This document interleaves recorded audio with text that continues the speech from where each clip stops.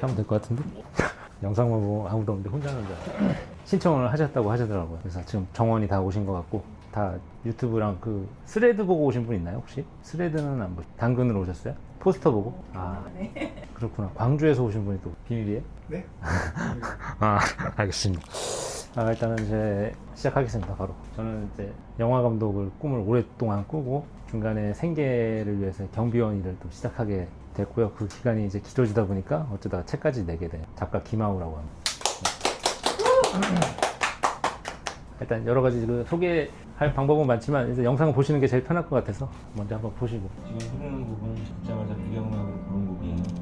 저게 한 2년 반 전에 쓴 그거 영상도 그때 만든 거거든요. 거의 유튜브 시작할 쯤인데 그때부터 계속 그 일주일에 한 번, 2주일에 한 번씩 영상을 계속 이렇게 나레이션식으로 만들어서 올린 게 지금의 유튜브 채널이 됐고, 작년 말까지 제가 책으로 작업을 해서 그 중에 절반을, 채널의 절반 분량을 이제 에세이집으로 만들어서 낸 거죠. 그래서 올해 3월에 출간을 했고, 일단 지금 현재는 책을 팔아야 하는 그런 출판사, 1인 출판사의 입장에서 계속 뛰어다니고 있어요. 지금 너무 연령대가 다양해가 그래갖고 제가 어느 포커스에 맞춰야 될지 모르겠는데. 처음에 설명하려고 제가 생각했던 거는 그 요즘에 다 그 AI 시대다 뭐 그러고 너무 배울 게 많잖아요. 점점 배울 게 계속 생기고, 그래갖고 그 일단 우리의 공통된 그 관심사는 다음에 나는 뭘 하고 살아야 되나, 약간 그런 2030스러운 그런 고민을 가지고 왔었는데 좀 해당이 될지는 모르겠습니다만은 괜찮아요. 그러니까 제가 한 5년 전에 그 저희 경비원 대기실에 그 신문이 들어와요. 종이 신문이. 그거를 아무도 안 보지만 제가 그냥 우연히 한번 계속 버리길래 주워서 보면서 이제 하나둘 보기 시작했는데, 그때 나왔던 말이 4차 산업혁명이 이제 다가오고 있다. AI가 활성화되고 막 그러면은 나중에 일자리가 사라지고 사람들은 각자 지금 하고 있는 일보다 다른 일을 찾아야 될 것이다 라는 그런 내용이 나왔었는데, 이번 주에 한 월요일인가 화요일에 제가 다시 봤을 때 현대차에서 AI 로봇을 채용했다. 2030 청년들이 사무직이 아니고 생산직을 지방이나 뭐 평택 이런데 그런 일자리들을 찾으러 돌아다니고 있다. 채용도 하지 않고 불안하고 하니까. 그래서 지금 그렇게 내용이 많이 바뀌었더라고, 5년 만에. 그런 와중에 지금 이제 책 팔러 다닌다는 게 이게 맞는 건가 싶기도 한데, 어쨌든 그런 공감대를 좀 약간 형성을 하고 시작을 하려고 처음에는 계획을 했습니다. 그래서 유튜브를 많이 보셨다면은 그 영화 감독을 꿈을 꾸게 된 게 17년 전인데, 근데 지금은 사실 아무렇지도 않아요. 뭐 꿈에 대한 막 간절한 그 열망 뭐 그런 것도 지금 다 사라져 버렸고, 그냥 자연스럽게 매일 아침에 일어나면 뭐 출근하듯이 할 일 하고 뭐 그런 상태가 됐거든요. 근데 여기에 나오는 이제 유튜브 채널에 담겨 있는 영상들은 제가 가장 열심히 경비원 생활하면서 꿈에 도전할 때 그 이야기들이 담겨 있고, 책에도 이제 그런 내용이 많이 담겨 있고, 지금은 그냥 무덤덤해서 그런가 좀 크게 뭐 감흥이 없긴 한데, 어쨌든 그런 이야기들을 좀 더 세상에 알려야 되겠다, 그런 생각으로 책도 내고 유튜브도 하고 막 하게 된 거예요. 어쨌든 저의 의도는 그랬다. AI 시대에 우리가 다 같이 그런, 뭐 내가 앞으로 어떻게 살아야 되나 그런 거를 좀 같이. 좀 졸려요? 경비원이고 영화감독을 꿈꾼다는 거는 이제 2년 반을 계속 이렇게 얘기를 했고, 이제는 이제 다른 현실적인 이제 사람들이 살아가는 그 일반적인 일반인들의 삶, 저도 지금 책을 팔아야 하는 그 어떤 마케터의 입장, 물론 그 책이 제 나름대로는 꿈이 담겨 있고 굉장히 의미가 있지만 그런 삶을 한번 살아보고 싶어요. 그리고 그런 사람들의 입장도 이해하고 보통 사람들이 어떤 걸 생각하는지, 그래야 나도 거기에 맞는 예술을 또 다음에 쓸 수 있고, 그래가지고 지금 현재는 일단은 책을 파는 것에 가장 큰 중점을 두고 있고, 나중에 어느 정도 한 시퀀스가 넘어가면 인생의 그 다음 장으로 넘어간 건데, 책을 출판사로 책을 계속 팔아가는 과정에서 제가 느끼는 것들과 이런 것들을 좀 쌓이게 되면 그 다음에 다시 또 작가로서 글을 한창 쓰게 되는 시기가 오겠죠. 그래서 뭐 개인적으로는 굉장히 좀 약간 신나기도 하고 또 부담도 돼요. 현재 상태는 이제 그렇다는 말씀을 좀 드리고, 혹시 그 작가를 꿈꾸시는 분이나 꿈꿨던 분 아니에요? 꿈꾸고 계세요? 글을 사실 안 좋아하면 여기에 오지 않았겠죠. 글을 어느 정도는 좋아하기도 하고 많이 읽고 쓰시기도 하고 했겠지만, 저는 사실 별로 안 좋아했어요, 글 쓰는 거를. 책도 별로 안 좋아하고. 근데 어쩌다가 이렇게 시작하게 됐냐면, 어린 시절로 거슬러 가는데, 초등학교 때 어느 날 갑자기 선생님이, 저희 반에 황영아라는 여자애가 있었는데 본명이 김형동이거든요. 형동아라고 이렇게 부른 건지 황영아라고 부른 건지 지금도 잘 모르겠어요. 황영아 하고 하는데 저도 모르게 일어나갖고 이렇게 쳐다봤는데, 주말에 혹시 시간 되니? 그 어디 백일장이 있는데 한번 나가볼래? 그래서 너 왜 나한테 그때 그 황영아라는 친구가 글을 잘 써갖고 맨날 백일장에 매번 나가던 애거든. 그래서 나한테 하는 게 아니구나.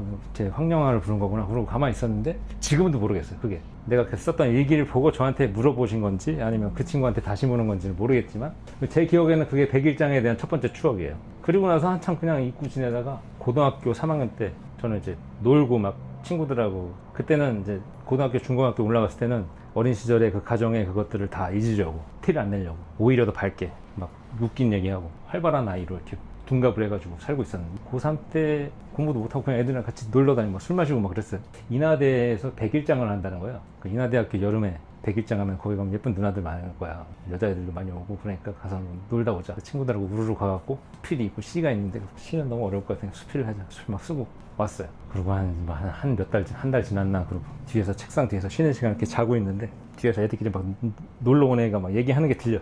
야 니네 반에 저 백일장 상탄에 있다며? 그래서 뭐 누구 뭐 김영동이라 그랬나? 그래서 뭐 김영동? 그 나 알고 보니까 그 백일장에 장려상인가 그걸 받게 된 거예요. 갑자기 그게 제가 백일장의 두 번째 추억인데 그때부터 굉장히 많은 생각을 한 것 같아요. 이 글을 쓰는 게 나한테 이제 무슨 도움이 될까? 내가 이걸 꿈을 가져도 되는 건가? 책도 별로 안 읽었고 뭐 그렇게 관심도 없었는데 약간 어렴풋이 한 거는 어려운 영역에 내가 좀 뭔가 타고난 재능이 남들보다 있는 것 같다. 똑같이 공부 하나도 안 해도 언어 영역만 성적은 잘 나왔으니 그게 이제 백일장에 대한 두 번째 추억. 그 후에 일어난 사건이 저한테 굉장히 크게 지금 가치관에 영향을 주는 사건입니다. 그 문학 특기자가 된 거예요. 이제 백일장에 상을 타고 그래서 대학교 고3이니까 저도 이제 대학교도 그냥 대충 가려고 생각하고 있다가 갑자기 이 뭐 상이라는 게 하나 생기게 나서 인하대 수시 모집을 할 수 있는 자격이 생긴 거예요. 인하대가 뭐 그렇게 좋은 학교는 아니지만 나쁜 학교도 아니잖아요. 그러니까 그때 당시에 반에서 1, 2등 하는 애들도 그거를 하려고 여기저기 수시 원서 넣는다고 지원했는데 전교에서 저 말고 한 2명이 더 지원을 했어요. 총 3명이. 그래서 그 학교 특별팀이 꾸려져 갖고 그때만 해도 수시 모집이라는 게 굉장히 적었기 때문에 이걸로 만약에 먼저 대학교에 입학시키는 애가 있다면 학교에서도 굉장히 좋은 일이다. 그래갖고 교무실에서 이 친구들은 따로 관리를 해라. 그 공부 잘하는 반에서 1, 2등 하는 애들하고 저하고 어떻게 하면 수시에서 그걸 합격할 수 있는가 막 같이 했는데 그때 2명의 부모님이 저는 이제 안 오셨으니까 저 알리지도 않았어요. 집에 할 때마다 오셔가지고 먹을 걸 이렇게 지원해 주시면서 아 그래 니네들이 우리나라의 미래야 앞으로 열심히 해가지고 대학교 가서 좀 해라 뭐 우리 누구야 하고 머리 쓰다듬고 너희들이 이 학교를 빛내는 거야 이러는 거예요. 근데 그때 저는 괜히 약간의 그 반항심 같은 들면서 내 친구들은 다 저기서 애들 착한 애들인데 뭐 공부는 못하지만 그래도 나름대로 학교 생활 잘하고 있는 애들이 마치 이 어떤 엘리트 층에 그 애들만 이렇게 뭔가 훌륭한 사람인 것 같은 평가를 하는 것 같고 이 사람들이 우리나라를 이끌어가고 마치 저쪽 사람들은 그냥 시궁창에 있을 것 같은 그런 느낌의 뉘앙스의 말을 해가지고 그때 제가 난 저렇게 되지 말아야겠다라는 방골 정신이 그때 새겨지게 된 거예요. 책을 쓰지 않겠다. 문학 특기생도 떨어졌고 마치 수시 모집도 떨어졌고 그래갖고 지금까지도 저는 어떤 그 기득권 그리고 굉장히 그 알맹이는 없는데 현학적인 표현 있어 보이려고 하는 그런 문장으로 때운 그런 글들을 굉장히 안 좋아해요. 그리고 하여튼 뭐 그런 거 그러니까 본질이 없는데 그냥 그 어떤 뭐 간판만 있는 것들 있잖아요. 뭔가 포장지로 때우려고 하는 그런 것들 대기업 출신 서울에 고가의 아파트 이런 여러 가지 버젓함으로 이제 포장된 것들을 별로 안 좋아하는데 그게 아마 그때부터 시작된 게 아닌가. 글을 쓰기에 대해서 생각을 하게 된 거는 그때였습니다. 그것들과 이제 고3 때 백일장에 가서 우연히 상을 타게 된 그것들이 이제 하나로 이렇게 덩어리가 되면서 제가 어른이 되기까지 가치관을 그때 형성이 된 게 아닌가. 그러고 나서도 사실 수능은 못 봤기 때문에 대학교에 뭐 잘 들어갈 생각도 안 하고 있다가 우연히 그냥 어떤 지방의 4년대 들어가게 되면서 거기서 군 장학생이라는 제도를 알게 되고 군인이 됐습니다. 집에 돈이 없었기 때문에 집에 돈도 없고 어차피 남자가 군대 가야 되고 그러니까 어차피 갈 거면은 장교로 가가지고 7년 동안 돈 받으면서 장학금이 나오거든요. 그걸 하면은 그럼 대학교도 공짜로 다니고 군대 들어가서도 월급을 받고 7년 후에 이제 31살이 되면 사회로 나오는 거예요. 그때 그냥 막연하게 그 생각만 하고 거기에 들어갔다가 이제 그러면서 한창 술 마시고 논 거죠. 대학교 4년 동안 뭐 즐길 거 다 즐기고 그러다가 이제 다녀오세요. 그러다가 이제 군대 들어간 지 한 2년 됐을 잠깐 혼자서 이제 나쁜 생활 정신없이 흙바닥에서 굴르고 막 그러다가 독신 숙소에서 혼자 시간이 나가지고 잠깐 시간을 생각하게 되는 계기가 있었죠. 나 이제 뭘 해야 되나 6년 후에 전역을 하게 돼 있는데 예정이 돼 있는데 나가서 뭐 해야 되나 그거를 고민하면서부터 어린 시절을 생각하고 글쓰기를 내가 잘하는 느낌이 좀 드니까 그쪽으로 해야 되겠다. 그리고 지금 혹시 하고 싶은 일을 하고 계시는 분 계시나요? 지금? 하고 싶은 일을 하고 계세요? 어릴 때부터 계속 원했던 일을?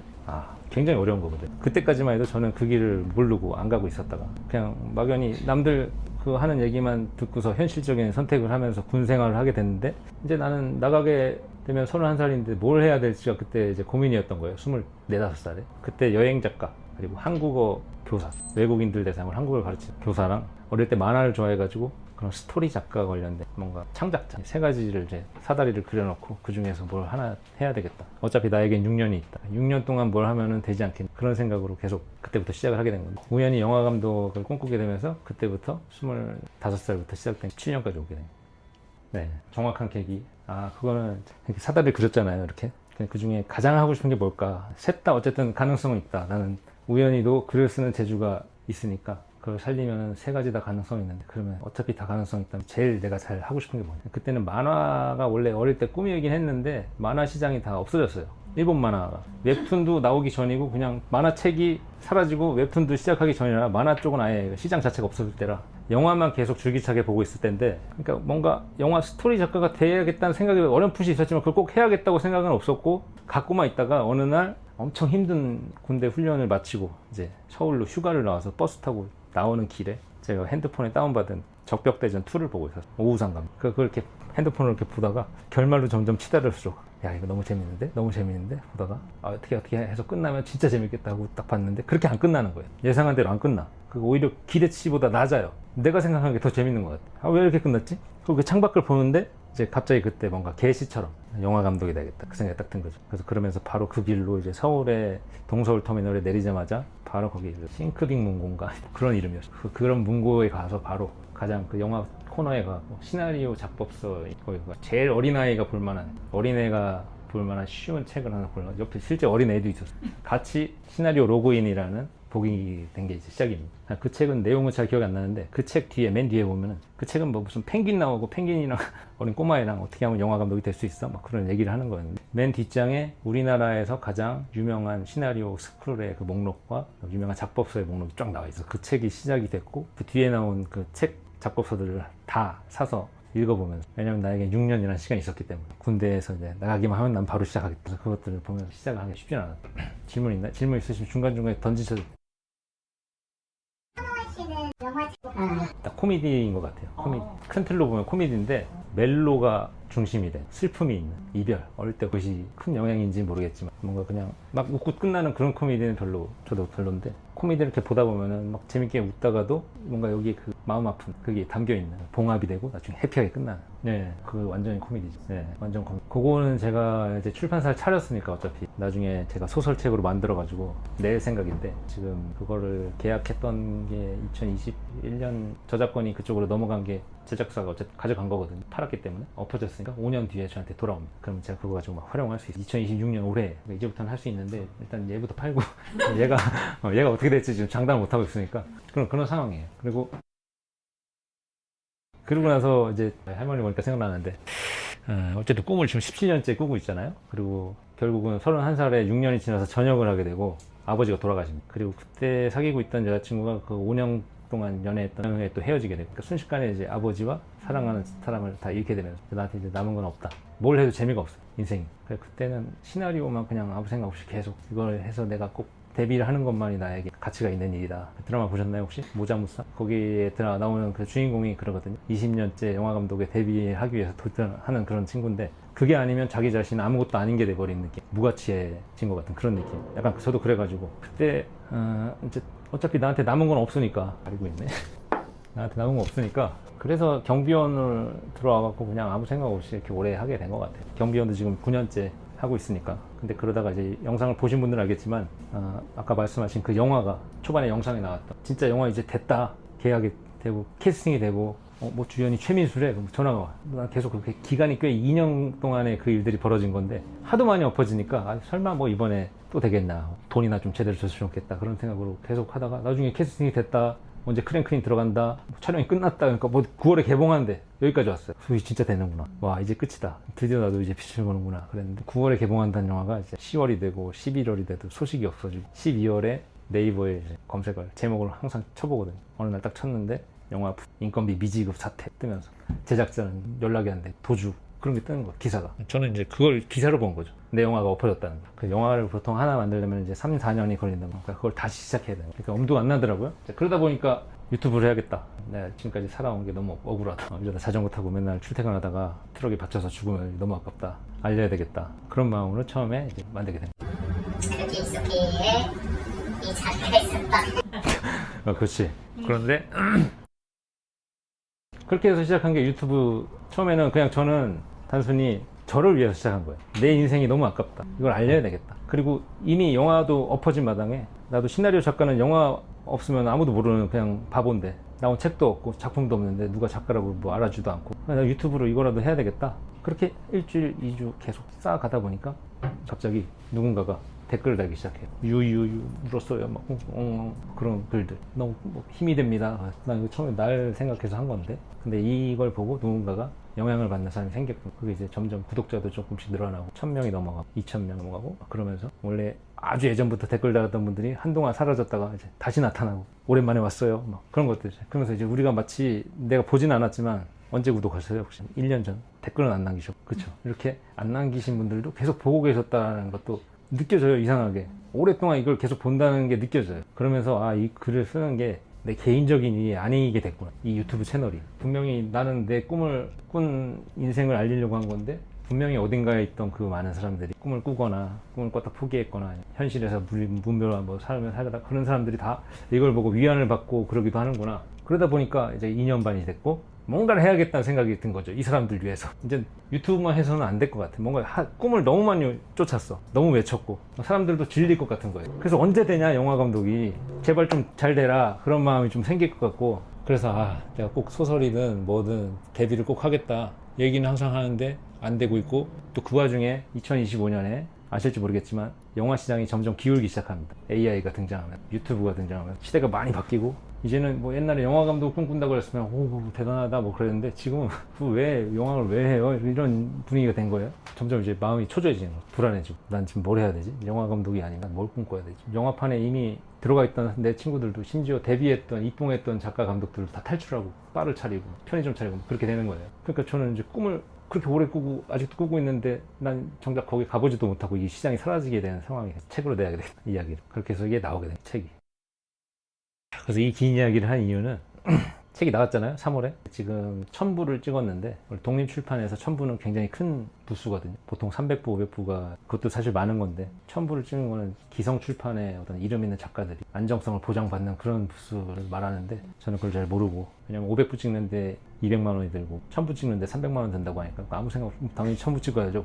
그래서 그 찍은 건데 이제 그 후에 이제 벌어질 일은 상상 못한 채 물류센터에다 그 이제 책들을 맡겨야 되고 그 비용을 또 내야 되고 팔릴 때까지는 계속 지출이 생기고 그런 상황이 됐는데 어느 순간부터 계속 그 책이 점점 판매량이 줄어들고 있다가 교보문고 인천점에서만 계속 10권, 5권, 8권 계속 나가는 거예요. 내 책이 인천향인가? 인천 사람들의 그거 네, 취향인가? 그런 생각을 했는데 나중에 알게 됐죠. 엄마가 계속 산다는 거. 책이 이미 판매량이 한참 줄어들었는데 교보문고 인천점은 화제의 신간 하우에 있으면 그 사람들도 이 책이 뭔데 계속 이게 나가냐 주문이 계속 들어오냐 지금 제가 이렇게 굉장히 요약을 많이 해가지고 이야기를 이렇게 총 정리를 해서 이렇게 전달해 드렸지만 이 안에 굉장히 설명하지 못한 많은 것들이 담겨 있다고 생각해요. 그리고 제가 어렸을 때 그 100일장에 나가고 갑자기 상을 타게 되고 대학교 올라와서 군대 갔다가 갑자기 영화 감독 꿈꾸고 책이 나온 것까지 그 기간에 이제 저는 아예 잊고 있었던 거 엄마라는 그 책이 나오고 난 다음에 굉장히 크게 갑자기 한 방에 도파민이 큰 도파민이 한 방에 오는 것처럼.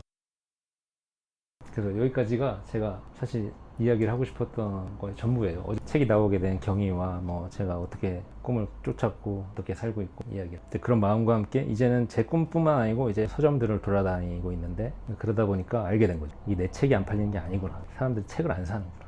영화 시장이 저물어 가가지고 책을 낸 건데 출판 시장은 더 무너져 있는 거예요. 그래서 책방은 보통 대관비, 이제 공간을 대여하고 북토크나 이런 행사 같은 거 진행하거나 아니면 카페를 겸해가지고 카페 판매 수익 같은 걸로 운영을 한다고 하더라고요. 책 판매로 운영한 거의 없. 지방이나 뭐 이런 데 들어가도 심지어 교보문고나 그런 명품문고 뭐 그런 데도 무조건 적자가 나요. 서점 사업은 무조건 적자가 나고 다른 쪽에서 채워서 이걸 계속 때우는 거지. 그래서 약간 지금은 뭐 이런 상황에 어떻게 나도 일단 책은 팔아야 되고 또 책방도 운영하셔야 되고 굉장히 여기뿐만 아니고 또 많은 책방들이 다 마찬가지 입장이거든요. 그러니까 결국엔 다 AI의 영향이 우리를 다 감싸고 있구나 그런 생각이 들더라고요. 그래갖고 이제는 어떻게 해야 되지 이 상황에 그런 고민을 하고 있어요. 영화 감독의 꿈은 계속 유효한 건가요? 아, 사실은 있고 그거를 유튜브로 지금 계속 실현을 하고 있대. 유튜브로 계속 여러 가지 저도 훈련을 하고 있고 약간 시도도 하고 있고 방금 보신 거는 제가 대본을 써가지고 나레이션을 뱉고 이렇게 약간 감성적인 톤의 영상이었다면은 최근에 올리는 유튜브 영상들은 다르거든요. 오히려 이제 위로 띄운 현실의 톤이 지금 우리가 이렇게 카메라로 그대로 찍으면 다큐멘터리지만 거기서 이제 바닥으로 깔면 이렇게 되는 거고 이걸 위로 과장을 해버리면은 붕뜬 예능 코미디 톤의 그런 장르가 되는 지금 밑에 거는 이렇게 계속 해왔으니 위로 한번 띄워보죠. 재미를 좀 더 좀 과장을 해. AI?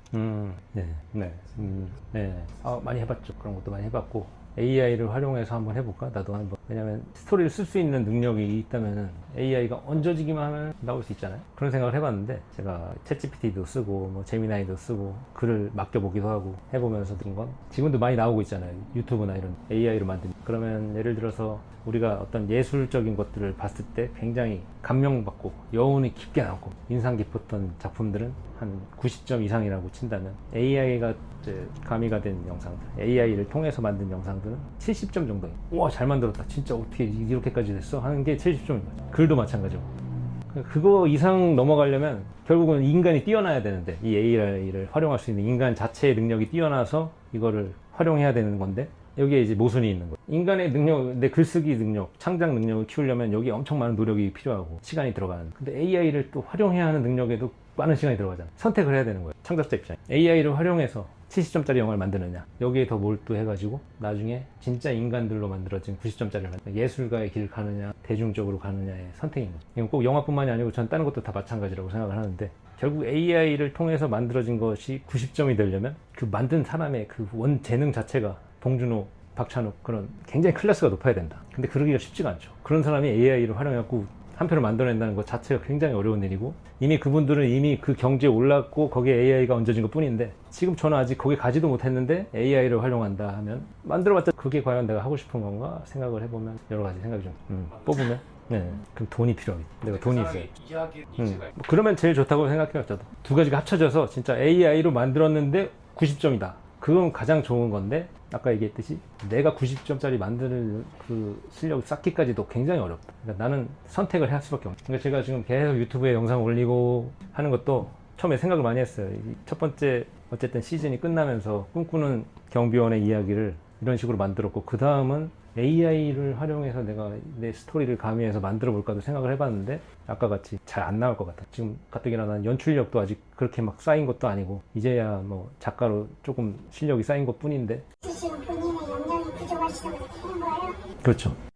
그래서 그럼 이 책을 내신 이유는 그간에 영화를 만들겠다 했는데 영화가 아직 안 나오니까 네. 그런 말을 들었던 이제 뭐 유튜브 독자라든지 이런 주변의 사람들이라든지 이런 분들에 대한 어떤 무언가를 하고 있어라는 게 지금 이 책이었던 건가요? 그런 느낌보다는 80점은 된다고 생각해요. 글쓰기로. 단지 90점까지 가기가 힘들다는 거. 그러니까 80점인 내 상태를 어쨌든 세상에 알리고 싶은 마음도 있단 말이죠. 창작자로서. 이걸 내지 않았다면 나는 아무것도 없어. 영화도 안 나왔고 책도 안 나왔어요. 단지 유튜브가 있을 뿐이에요. 근데 유튜브만으로는 사람들은 작가라고 인정을 안 하잖아요. 자타가 공인하려면 내가 쓴 글을 사람들이 볼 수 있게 만들어야 한다. 그래서 일단 책을 내자라는 것과 함께 지금까지 기다려주는 분들에 대한 이제 어떤 선물의 목적과 그런 것들이 담겨있는. 영감? 글 쓸 때 어떤 걸 생각하고 그 어릴 때도 그렇고 지금도 그렇고 저는 항상 글 쓸 때는 내 생각을 여기다가 담는다고 생각해요. 어릴 때 그까지도 기억나는 게 상 탔을 때 썼던 게 뭐냐 취미였어요. 제시어가 취미라는 제시어를 주고 다 같이 어디 들판 같은 데 엎드려 깔고 앉아갖고 한 3시간 동안 쓰는 건데 취미로 가지고 뭘 쓰지 하다가 저는 그때 약간 사람들을 따라하는 취미가 있었고 취미가 아니지 그냥 그런 습성이 있었던 어떤 뭐 닮고 싶은 사람이 있다 그러면 왠지 저 사람의 말투나 이런 거 따라하기도 하고 TV에서 그런 것들을 보면 흉내를 내기도 하고 선생님을 흉내내고 그런 것들 난 이걸 좋아해. 그럼 취미가 아닌가? 그런 생각을 한 거예요. 그럼 그걸 여기다가 좀 잘 써보자, 담아보자 라는 생각으로 나의 취미는 모방이다라고 글을 썼던 게 약간 그거 지금 생각하면은 뭐 글쓰기 기술이 뛰어나다기보다는 그 생각이 뛰어났기 때문에 아마 상을 주신 게 아닌가. 고등학생의 솔직하면 아무도 생각 못하는 거잖아요. 사실 취미가 모방이라니 굉장히 신선한 시선이 아닌가. 북쪽 오늘 이 사람이 신선해요. 여기가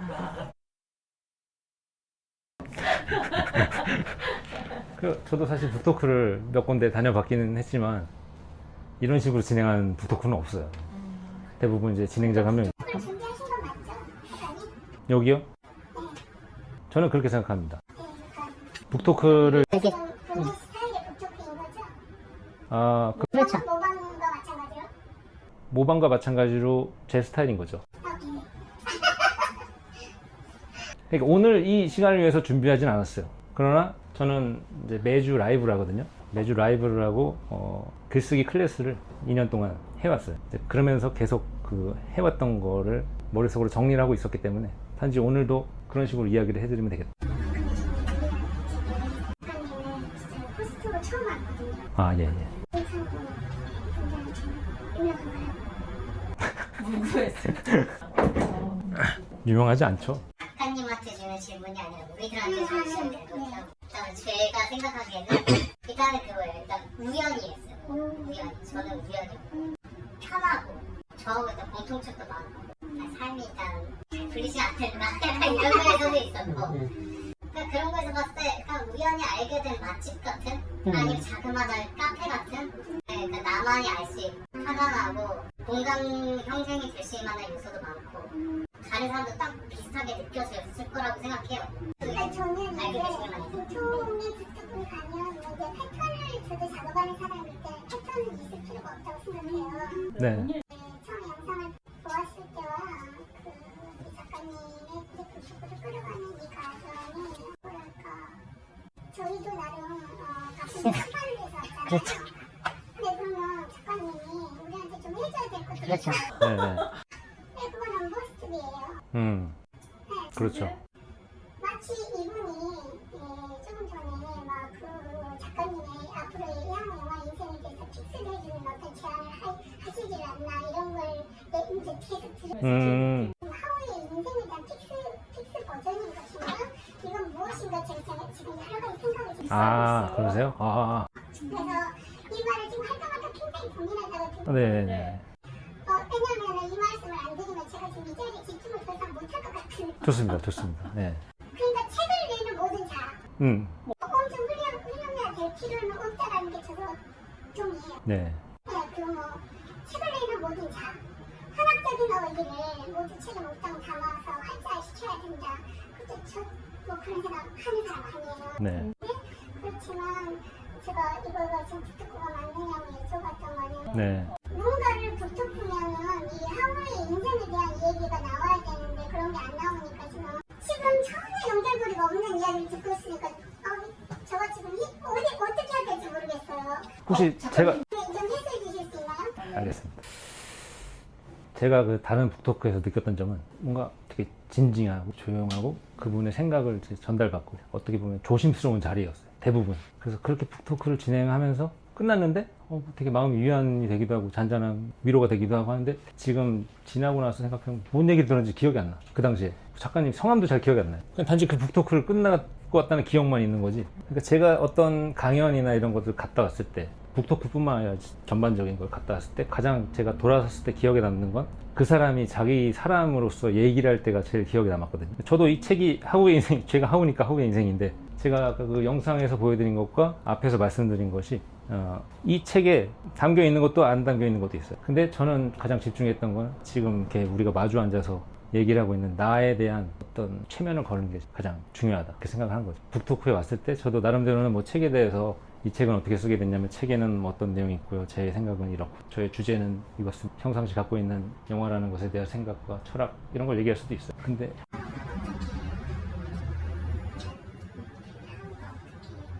지금 책 팔려고 지금 우리 만난 거예요. 내가 많은 거 하우가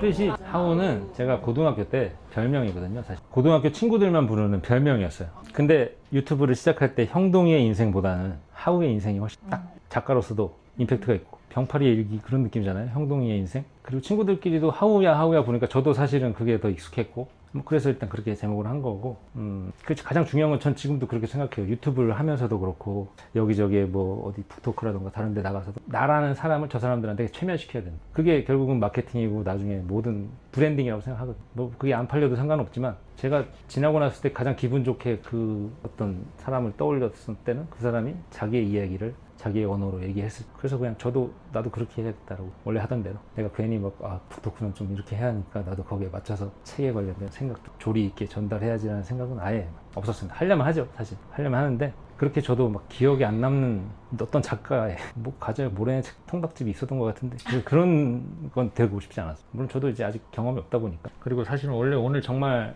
제가 하고 싶었던 거는 저는 원래도 그랬고 클래스를 항상 열면 자기소개를 시키거든요. 특히나 지금은 제 기준에 10,000 인원이에요. 원래 클래스에 들어오면 한 서너 분이 오셔가지고 제가 먼저 얘기를 많이 하긴 하지만 중간중간에 사람들이 끼어들어오면서 같이 대화를 나누거든요. 그래서 어떤 한 가지 주제에 대해서 한 덩어리로 같이 대화를 나누게 되면 끝나고 났을 때 다들 굉장히 끈끈해져서 돌아가게 되는 그런 느낌이 있어요. 근데 북토크라고 해서 사실 저 혼자 얘기를 할 필요는 없잖아요. 서로 저도 이제 얘기를 듣고 싶고 뭐 내 얘기가 다 맞는 것도 아니니까 단지 저는 저를 각인시킨다 라는 그런 목적이었던 거 그렇습니다. 그러나 그럼에도 불구하고 책에 대해서 좀 설명을 드리자면 글쓰기에 대해서 설명을 좀 드리자면 책의 앞에 보면 제가 작가의 말을 써놨는데 첫 줄이 이거예요. 반갑습니다. 책이라는 건 깊은 사유와 품위 있는 표현을 담아야 한다고 하지만 이 책은 그렇지 않습니다. 어릴 적 자기 똥을 먹는 개를 보고 충격을 받은 기억이 있어요. 그때 개와 어린아이가 닮았다는 생각을 했어요. 이 책도 비슷합니다. 뭐 이렇게 썼어요. 이게 제 스타일인 거죠. 날 것인데 제가 이제 오랜 시간 또 글을 썼잖아요. 그리고 영상 목적의 글들을 오래 쓰다 보니까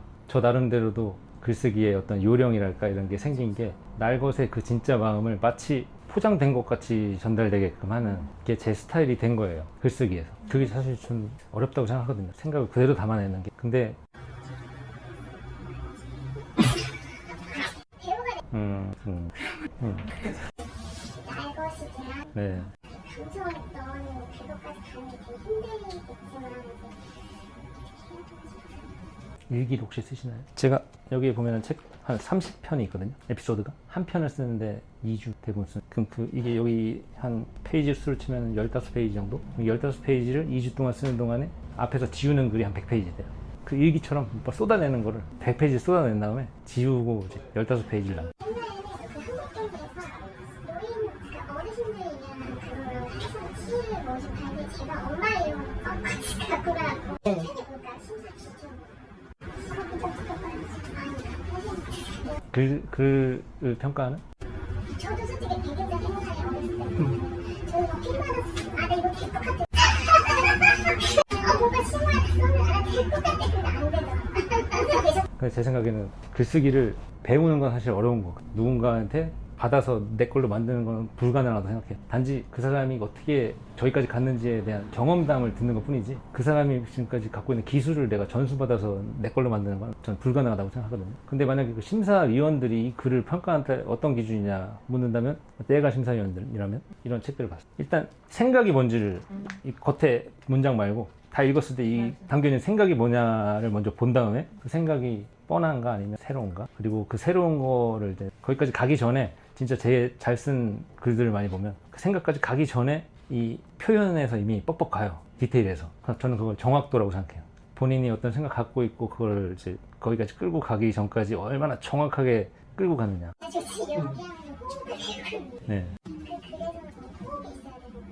그렇죠. 제가 아까 초반에 얘기했던 뭔가 현학적인 포장만 돼 있는 알맹이가 없는 그런 것들은 뭐냐면 굉장히 표현이 막 어려운 단어들을 많이 썼는데 다 보고 나서 생각을 딱 뭐였지? 그럼 생각해보면 쌀로 밥 짓는 글이라고 하잖아요. 보통 글 쓰는 사람 많이 얘기하는 쌀로 밥 짓는 글을 왜 썼지라는 쌀은 당연히 밥을 짓는 거 아니야? 뭔가 새로운 게 아니라 우리가 유튜브나 어디서 방송에서도 많이 봤던 얘기를 단지 그냥 그런 단어들로 포장해서 이렇게 옮겨놓은 것 같은 그런 글들을 초반에 말한 거거든요.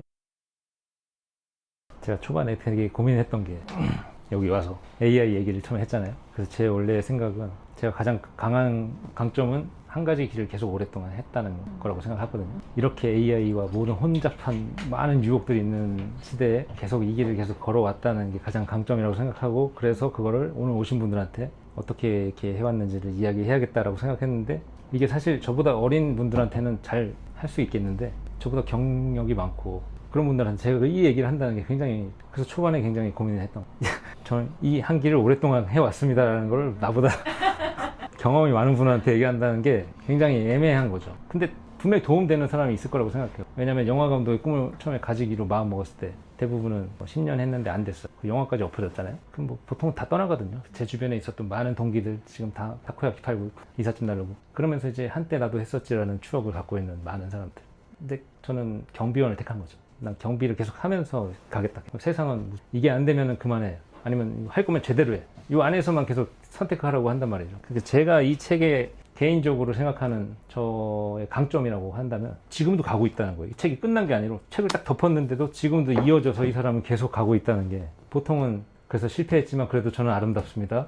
아니면 저는 이렇게 성공했고 이런 사람입니다. 라고 책이 끝나는데, 이 책은 끝났는데도 그 사람은 그래서 지금 어떻게 살고 있을까라고 생각을 하게 되는, 그 다음 책이 또 계속 궁금해지게 만드는, 저는 이게 어쩔 수 없이 제가 내세울 수 있는 가장 큰 무기라고 생각해요. 어떤 한 가지 길을 계속 갖고 지금도 가고 있다. 이 사람 나중에 어떻게 될까? 라는 궁금증. 강하다 오래 본 게 아니라 오래 버티는 자가 강자다. 한 가지 그 배우 오디오에 나오신 예. 깜바는 무명이었던 가수나 배우 20년 버텨가 빛을 보면서 언젠가는 다 거기 감동을 많이 받았거든요. 그 모자무사는 저한테는 그 대사도 막가있었고 마지막에 희망을 주기 위해서 이제 터졌어요. 네. 응원 드린다는 말씀을 하고. 감사합니다. 모자무사를 아니면 어떻게 보셨는지. 저는 이제 보통 인생 드라마라고 하잖아요. 저한테 인생 드라마가 아니라 인생이죠. 그냥 진짜 실제 제 사례를 그대로 만든 것 같은 느낌을 받았기 때문에 실제로 제가 1화를 보고 못 넘어갔어요. 뭐야 이거.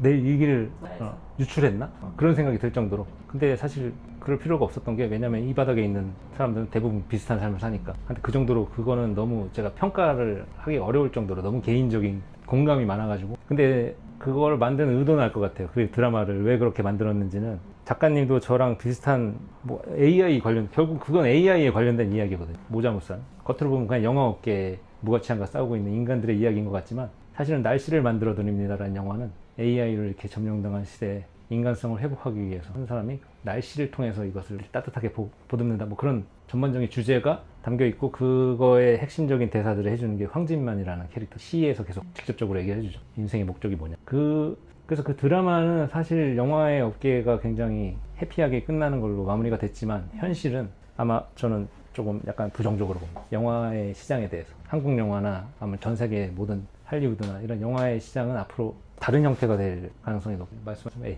AI가 될 수도 있고, 아니면 갑자기 길이가 대폭 줄어들 수도 있고, 15분짜리 영화가 앞으로 주류가 될 수도 있고, 어떻게 될지 모르겠지만 어떻게든 바뀔 수밖에 없다. 시대의 이 흐름 안에서. 그래서 마지막에 어떤 그 헌사 같은 드라마라고 생각해요. 모자무산. 그리고 저는 이제 그 드라마와 별개로 유튜브를 이제 통해서 말하고 싶은 거는, 어쨌든 우리나라는 아까 제가 초반에 얘기했던 그 학부모님이 했던 얘기, 너희가 우리나라를 이끌어 나갈 거야 라고 해서 그 친구들이 이제 좋은 대학에 가고 대기업에 가고 자리를 잡아가지고 버젓한 삶을 살고 있는데, 그렇지 않은 많은 사람들에게, 그 사람에게도 뭔가 영감을 줄 수 있는 뭔가는 있어야 되거든요. 어떤 작품들은 그게 모자무사였다고 저는 생각하고, 제 이야기도 그렇게 되길 바라고 계속 만들고 있고, 저는 이쪽을 바라보는, 그쪽이 아니고. 그렇지, 보통 사람들을 위한 예술을 하고 싶다. 이 사람들도, 내 친구들도 선생님한테 맞고 그랬지만, 내가 아는 친구들은 다른 누구보다 훌륭한 애들, 장점이 많은데 왜 이 인간들의 그것은 무시가 되냐. 결국엔 제가 이렇게 뒤섞여서 계속 이런저런 많이 하긴 했지만, 처음에 여기 왔을 때 해야겠다는 생각을 전달한 것 같긴 해요. 원래 9시까지거든요 계획이. 지금은 이제 한 7, 8분 남았는데, 마지막 질문 같은, 혹시 먼저 주신 질문들이 있다면 거기에 대답하시고. 그게 단가요?